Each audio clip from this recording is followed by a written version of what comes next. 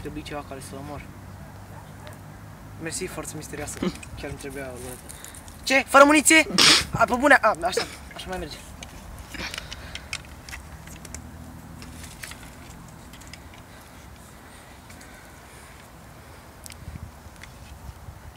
Asta pentru ce e făcut burrito-ului meu.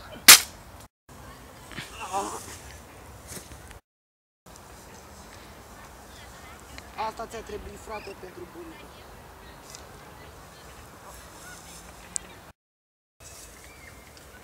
Requiesca-te în pace. Forță misterioasă, ia-ți arbaleta înapoi.